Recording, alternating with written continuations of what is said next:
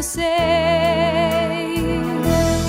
Happy New Year, Happy New Year. May we all have a vision now and then of a world where every neighbor is a friend.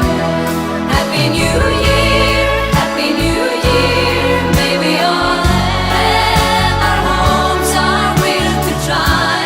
If we don't, we might as well lay down and die. You and I.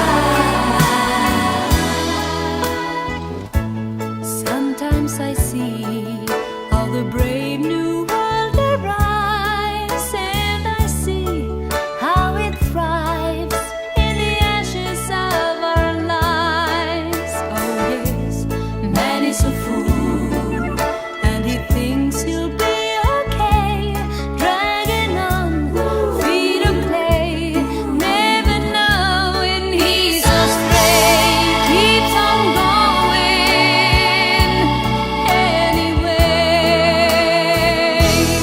Happy New Year, Happy New Year. May we all have a vision now and then of a world where every neighbor is a friend.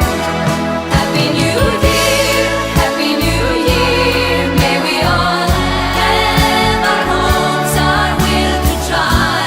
If we don't, we might as well lay down and die. You and I.